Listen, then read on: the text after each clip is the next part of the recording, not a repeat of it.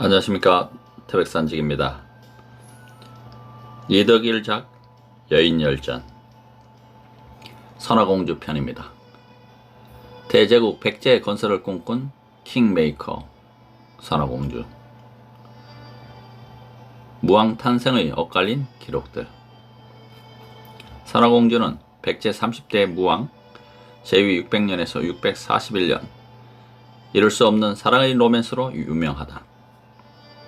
무왕은 어린 시절 말을 팔고 살아서 소동이라 불렀는데, 신라 진평왕 제579년에서 632년 셋째 공주 선화가 아름답다는 말을 듣고 그를 아내로 맡기로 결심한다. 그래서 서라벌로 가서 마을 아이들에게 말을 먹여 자신을 따르게 하였다. 소동은 동료를 지어 아이들에게 부르게 했는데, 이 노래가 유명한 소동요다. 선화공주님은 나몰래 시집가서 소동이를 밤에 몰래 안고 가다. 셋째 공주가 자신의 허락도 없이 남몰래 사통했다는 사실에 분노한 신라 진평왕은 백관들의 요구에 따라 그녀를 먼 지방으로 기양 보내는데, 이때 왕후는 순금 한 마를 로자로 주었다. 기양 가는 공주 앞에 소동이 갑자기 나타나 호의를 자청한다. 선화공주는 자신도 모르게 왠지 마음이 끌려 허락하는데, 소동은 비밀이 정을 통한 후에야 자신의 이름을 밝힌다. 동료가 맞다는 사실을 알게 된 선화공주는 소동과 자신의 관계가 운명임을 깨닫게 된다.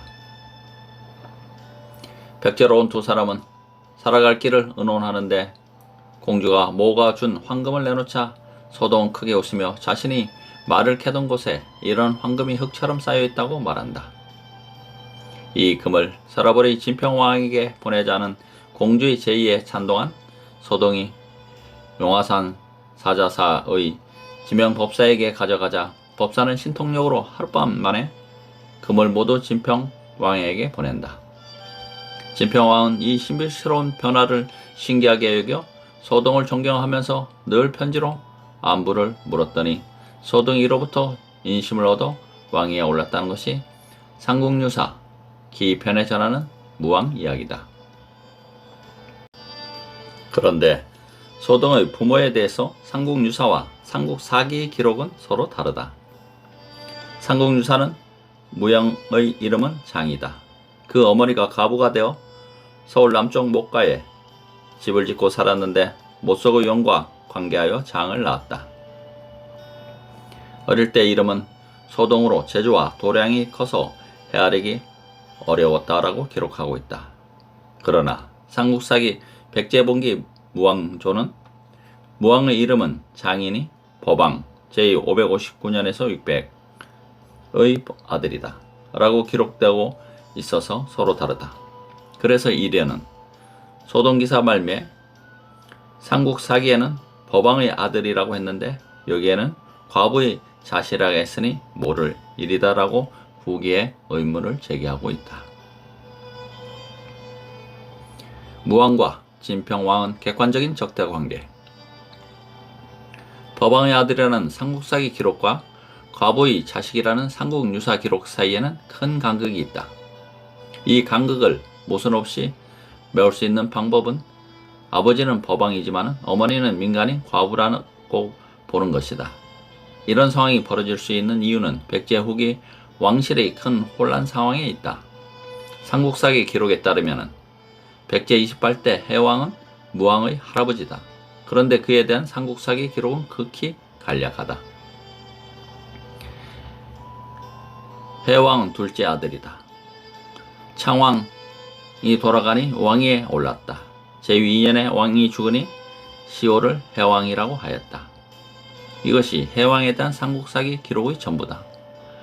해왕의 맏아들로 왕위에 오른 무왕의 부친 법왕에 대한 기록도 소략하기는 마찬가지다.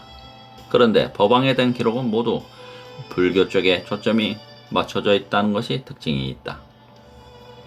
법왕은 즉위해 그해 12월에 살생을 금지시키고 민가에는 기르는 매와 새매들을 거두어 버렸으며 고기 잡고 사냥하는 도구들을 불태워 버린다.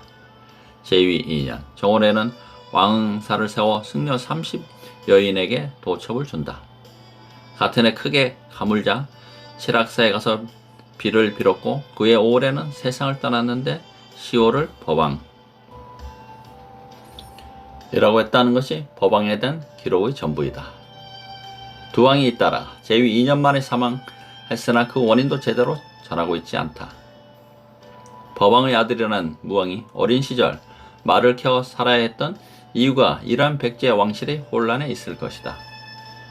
소동의 부모는 서로 계급이 맞지 않지만 소동이 최소한 왕이 계승권 내에 있었던 왕족인 것은 분명하다. 그럼에도 불구하고 소동은 어린 시절을 궁중에서 보내지 못하고 민가에서 어렵게 살아야 했다. 그만큼 백제 왕실이 혼란한 것이었다. 백제 왕실의 이런 혼란은 왕권의 약화와 호족들의 세력 강화 때문이었다. 수서 백제조는 백제에는 8시족의 대성이 있다며 사씨, 연씨, 협씨, 해씨, 정씨, 국씨, 목씨, 백씨의 성을 기록하고 있다. 이들 대성들은 왕권을 위협하는 호족들이었다. 이들 8대 대족이 백제 왕조 전시기에 걸쳐서 세력을 누렸던 성씨들은 아니었다. 한성시대는 진씨와 해씨 등과 같은 성씨가 주도 호족이었는데 이들은 왕비족이었다. 백제가 장수왕의 남하로 한성을 빼앗기고 웅진으로 전도한 뒤부터 해당 지역에 기반을 둔 토착 호족들의 세력이 강해졌다. 웅진 공주 시대에 백씨, 연씨, 목씨 등의 웅진 지역에 기반을 둔 토호들이 지배 성씨로 등장하게 된 것은 당연한 일이었다. 부여로 천도한 후, 즉 사비시대에는 연씨와 더불어 금강유역을 기반을 둔 사씨, 즉 사택씨가 정치의 주도권을 쥐었다. 왕조 국가에서 왕실 이외에 강력한 지배 성씨가 존재한다는 사실 자체가 왕권의 약화를 의미하는 것이었다. 이들 지배 성씨들은 왕실과 끊임없이 마찰을 일으켰다. 이런 지배층 사이의 권력 투쟁 때문에 어린 소동은 군중이 아니라 민가에서 말을 캐고 살아야 했던 것이다. 삼국유사는 소동이 금을 보내자 진평왕은 소동을 존경해서 항상 편지를 보내야 안부를 물었고 소동은 이로부터 인심을 얻어서 드디어 왕위에 올랐다면서 무왕의 즉위 배경을 진평왕의 안부 편지에 두고 있는데 이는 사실과 다른 내용이다. 불우한 어린 시절을 보냈던 소동이 선화공주를 만나면서 즉위 발판을 마련한 것은 사실이지만 진평왕의 도움을 받아 즉위한 것은 아니다. 삼국유사는 선화공주를 진평왕의 셋째 딸이라고 기록하고 있지만 이는 당시 신라와 백제 사이를 생각하면 있을 수 없는 일이다. 백제와 신라는 적국이었기 때문이다. 백제는 고구려 장수왕 63년 475년 공격으로 한성을 빼앗기고 계로왕이 전사하자 그 뒤를 이은 문주왕은 웅진으로 천도해야 했다. 장수왕의 남하 정책은 이전의 친고구려였던 신라에도 큰 위기였다. 그리하여 백제와 신라는 과거의 적대 관계를 청산하고 낮에 동맹을 맺어 고구려의 남하에 공동으로 대응했다. 백제 성왕은 수도를 사비로 천도에 중흥의 기토를 마련했다. 성왕은 신라 진흥왕과 연합해 고구려에게 빼앗겼던 한강 유역의 육군을 회복해 오랜 수건을 풀었으나 신라 진흥왕은 성왕을 배신하고 한강 유역의 땅을 차지해버렸다. 이에 분노한 성왕은 554년에 직접 군사를 이끌고 신라를 공격하다가 관상성, 지금의 옥천에서 기습을 당해 전사하고 말았다. 이는 낮의 동맹의 붕괴를 의미했고 이때부터 백제와 신라는 동맹국에서 다시 적대국으로 변해 틈만 나면 서로 공격하였다. 특히 진평왕과 무왕 때 두 나라는 더욱 많은 전쟁을 치루었다. 무왕이 즉위한 600년은 신라 진평왕 제2위 22년째였는데 둘은 진평왕이 제2 54년 만에 사망하는 서기 632년까지 32년 동안 함께 왕위에 있었다.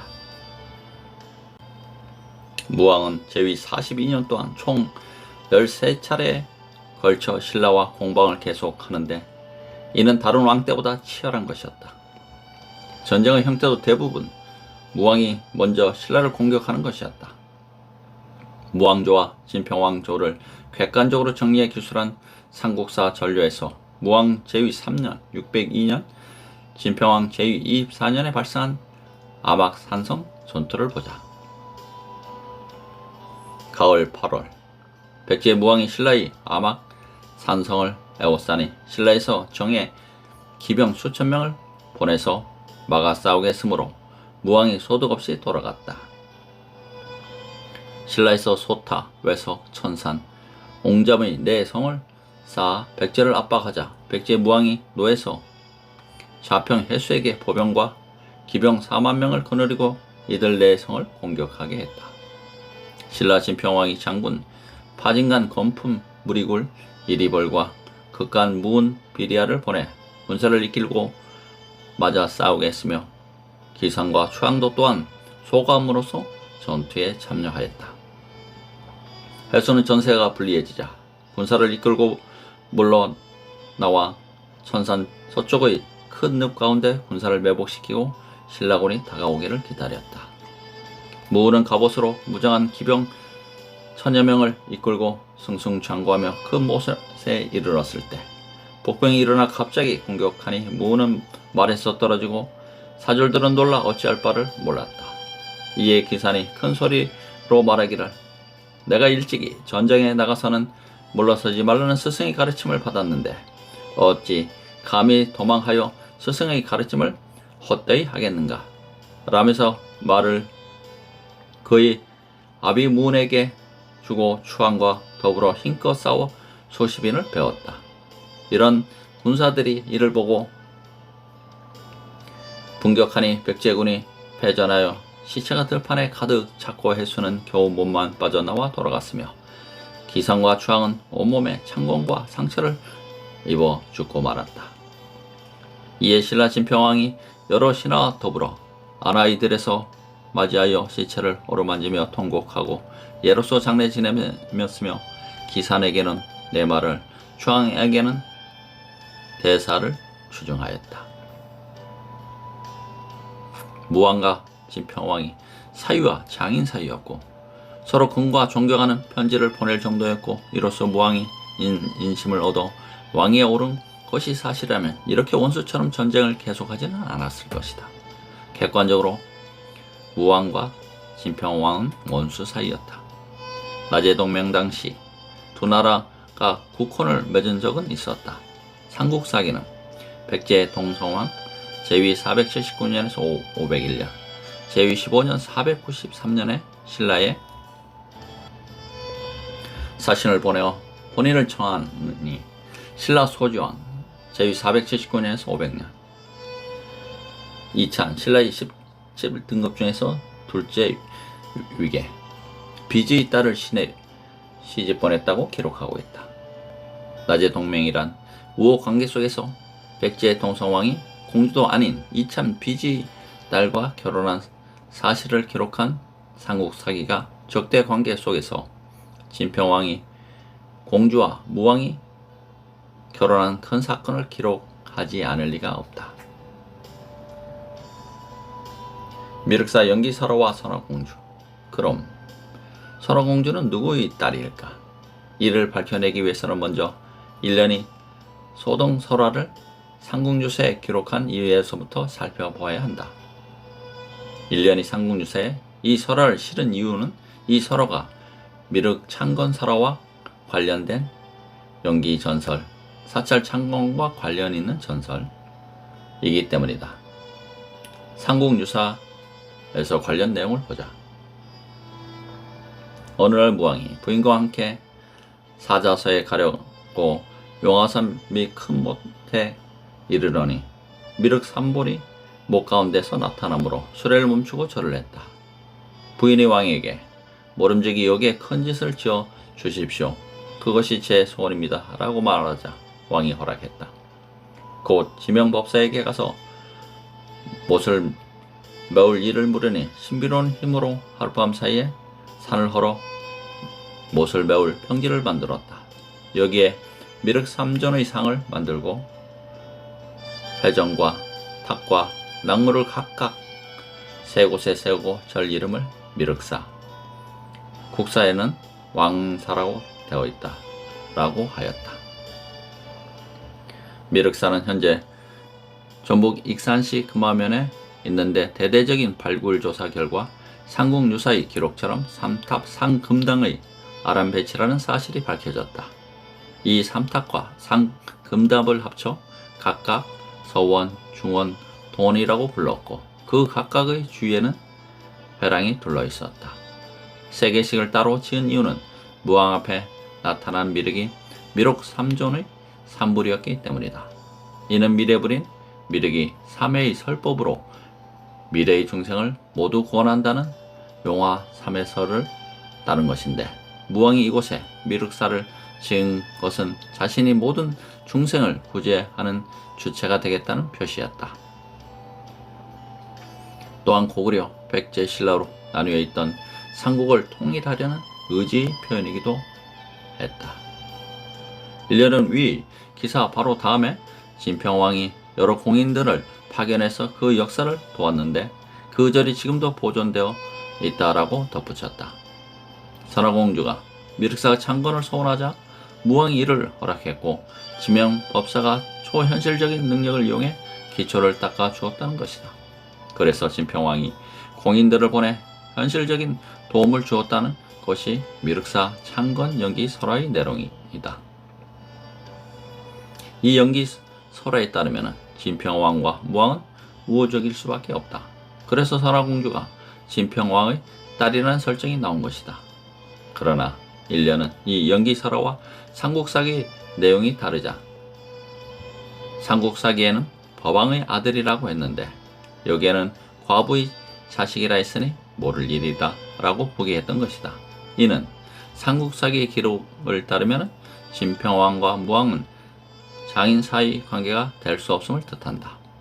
그런데 이 연기 설화에는 이 모순을 풀 수 있는 중요한 시사점이 담겨 있다. 바로 미륵사 창건 지역이다.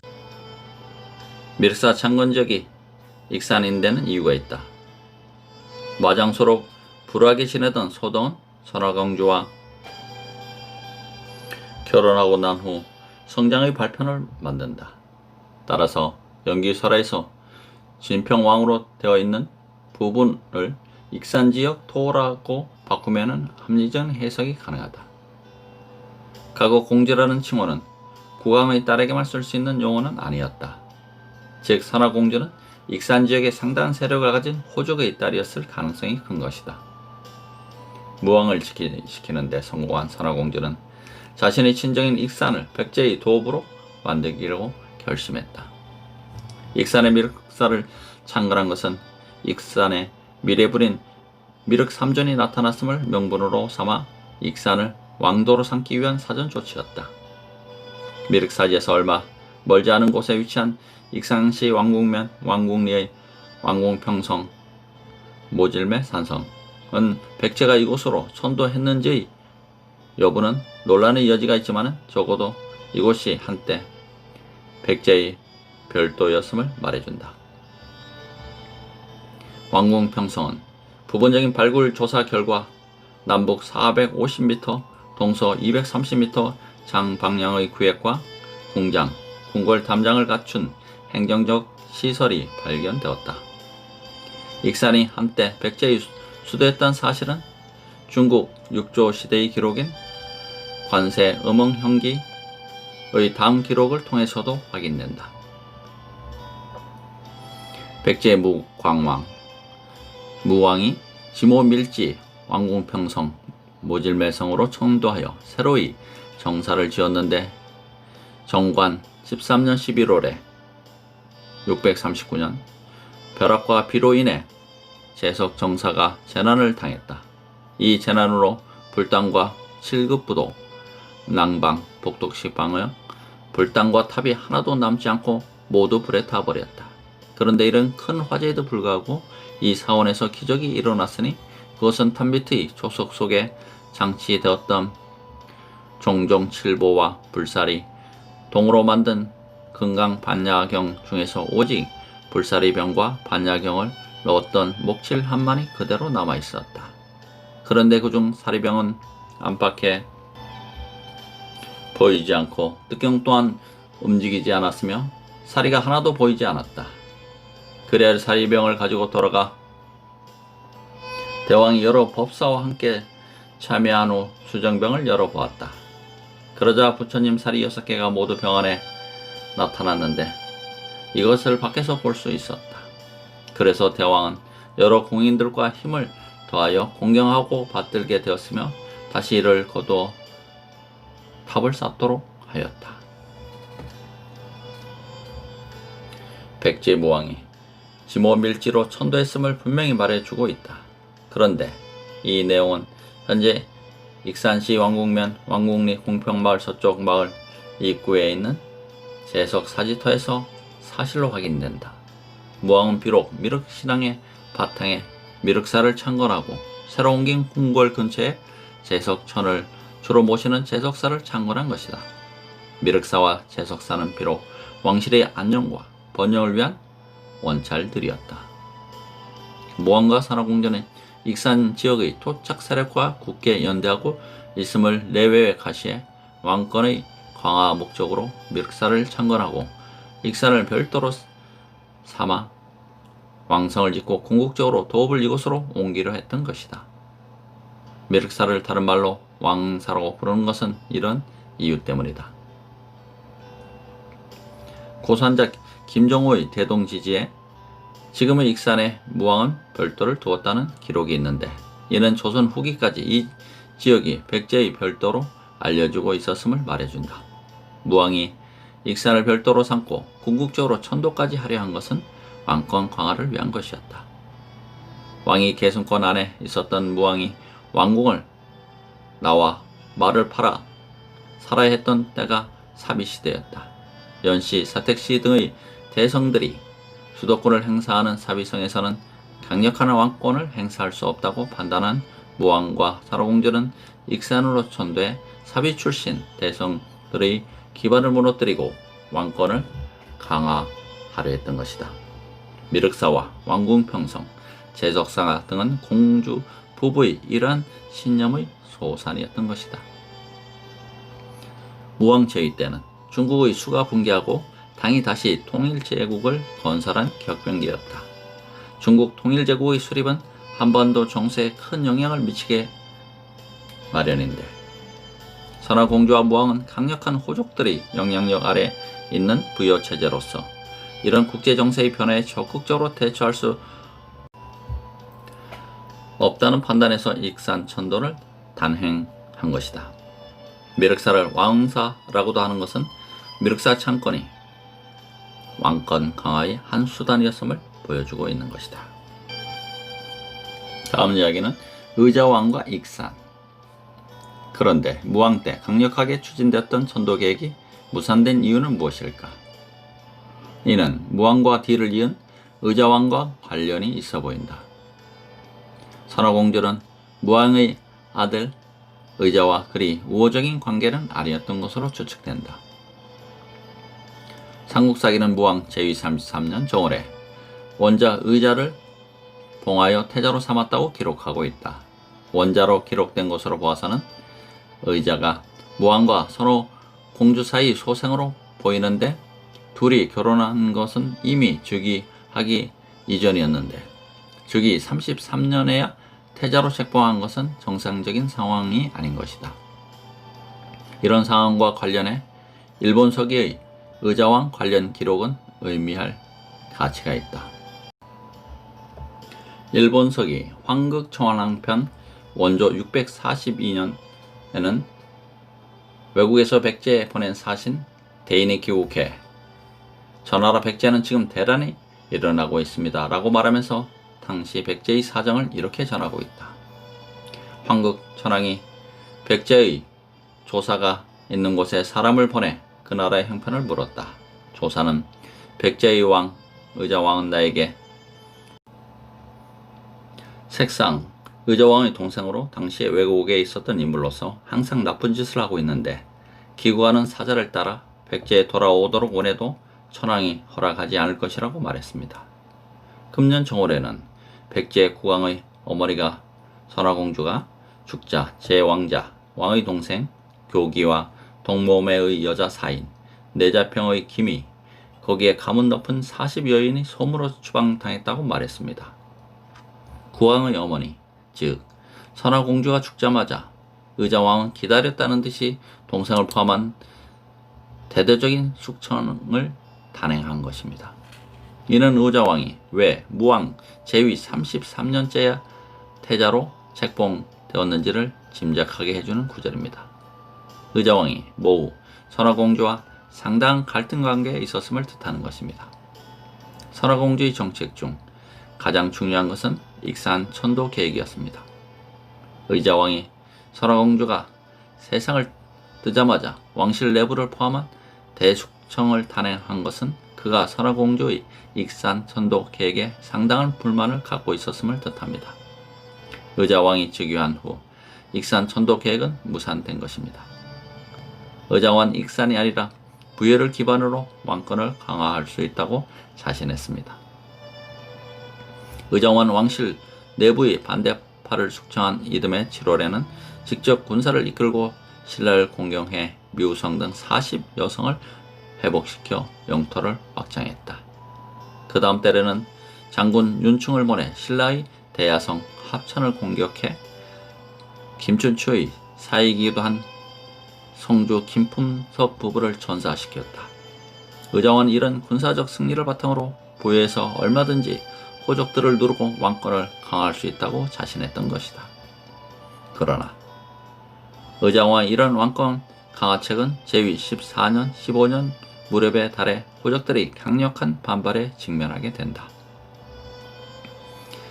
대자평 사택 지적은 의자왕 제위 14년상 건강상의 이유를 들어 퇴진하는데 건강상의 이유는 명분이고 실상은 정치 현실에 대한 반대였다. 의자왕 제위 15년에는 백제의 내정을 전담하던 자평 임자가 김유신이 파견한 간자 조미곤에게 보섭되어 내통한다. 백제의 최고 관직인 자평이 적국의 순회와 내통한다는 것은 의장 왕에게 그만큼 불만이 많다는 것을 뜻한다. 뿐만 아니라 성충은 의자왕 10년여 의자왕에게 간장하다 옥에 갇혀 죽게 된다. 의자왕은 호족들이 이런 반발에 아랑곳하지 않고 제17년에 자신의 서자 41명을 한꺼번에 자평으로 임명한다. 백제의 자평은 6자평에 따라 6명으로 제한되어 있었다. 그런데 한꺼번에 자신의 서자 41명을 자평으로 임명한 것은 이런 정원 제한 조치를 무시하는 것이었다. 야당 연합군이 백제를 공격했던 의자왕 제위 20년 무렵 백제 지배층은 격심한 내부 분열에 휩싸여 있었다. 나당 연합군이 침략했을 때 대응 전략을 놓고 우왕좌왕하다가 기회를 놓친 것이나 도성을 방어하는 계백 결사대의 수가 겨우 5,000명에 불과했던 것은 이런 격심한 내부의 분열의 소치였다. 의자왕 평 무렵이 되어서야 무왕과 선화공주가 익산 천도를 결심했던 이유를 깨달았는지도 모르지만 이미 때는 늦은 것이다. 선화공주의 익산 천도 계획은 과거의 대제국 백제 재건을 위한 마지막 시도였던 것이다. 선화공주 편 익산 내 무왕과 선화공주의 유적들에 대해서 알아보겠습니다. 선화공주와 무왕의 왕도 익산에는 미륵사지와 제석사지 외에도 이와 관련한 많은 유적들이 자리 잡고 있다. 삼국유사에는 무왕이 선화공주와 사사사로 가다가 미륵 삼존을 만나는 것으로 기록되어 있는데 지명법사가 주석했던 사자사는 현재 익산시 근무하면 신용리 미륵산 정상 밑에 자리 잡고 있다. 이곳에서는 지치 2년 사자사에서 만든 기와라는 명문이 새겨진 안박새 기와가 출토되어 사자사 터임이 확인되었다. 익산시 왕궁면, 왕궁리, 왕금마을 뒤편 구릉지 지대를 지역 주민들이 모질매라고 부른다. 그래서 앞의 관세음, 험기에 기록된 지모밀지를 모질매의 음력으로 보기도 한다. 이곳에서 금폭이 3.2m가 되는 성벽 일부가 발견되었는데 이는 일반 담장으로 보기에는 규모가 큰 것이어서 이것이 백제의 궁궐을 지었음을 짐작하게 해준다. 왕궁 평성 중앙 대지 위에는 왕궁리 5층 석탑이 있는데 1965년 이 탑을 해체 복원할 때 제1층 지붕돌의 중앙에서 사리장치가 발견되었다. 금동의 함 속에 금으로 만든 금강경판이 들어있었는데 이는 국보 123호로 지정될 만큼 귀중한 가치를 지닌 아름다운 유물이다. 소동은 공주가 모가 준 황금을 내놓자 크게 웃으며 자신이 말을 캐던 곳에 이런 황금이 흙처럼 쌓여있다고 말하는데 근무하면 소고돌이 연동마을 뒤쪽에 있는 오금산이 바로 금산이라고 구전되고 있다. 소동은 왕이 된 후 어머니를 위해 오금사를 지은 것으로 전해지는데 연동마을 앞의 마령지라는 연못이 소동의 어머니가 과부가 되어 집을 짓고 살았다는 그 연못이다. 예전에는 마룡지 북쪽에 용샘이라는 샘물도 있었는데 용이 왕의 상징이라는 점에서 이 역시 무왕과 관련이 있는 연못이다. 익산에는 무왕과 선화공주의 무덤으로 전해지는 봉분도 있다. 익산시 소광동에 두 개의 봉분이 남북으로 약 150m를 두고 자리 잡고 있는데 두 개의 굴식 돌방 무덤이 그 봉분이다. 그중 크고 북쪽에 있는 무덤은 말통 대왕릉으로 불리며 남쪽에 약간 작은 무덤은 소왕릉으로 불리고 있다. 말통 대왕의 말통은 서동의 이름인 마동이 잘못 전해진 것이라고 하는데 대왕릉은 무왕의 무덤이고 소왕릉은 선화공주의 무덤이라고 알려지고 있다.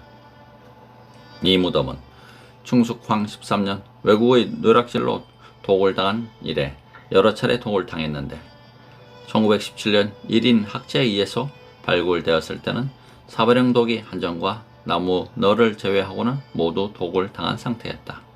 그러나 무덤의 형식이 부여 왕릉이 자리 잡고 있는 부여 능산리 굴식 돌방 무덤과 같은 형식의 판석제 굴식 돌방 무덤이라는 점은 시사하는 바가 크다. 이런 무덤 양식은 백제 7세기에 나타나는 무덤 양식이어서 미륵살지와 왕궁 평성 조성과 관련해 백제의 무왕과 선화공주의 무덤이라고 추정하는 것은 충분한 타당성이 있다. 이는 미륵사지와 왕궁 평성 곁에 묻히고 싶어 했던 선화공주와 무왕의 소망을 보여주는 유적인 것이다. 이덕일작 여인열전 대제국 백제를 건설하고 싶었던 킹메이커 선화공주 편이었습니다. 감사합니다. 태백산직이었습니다.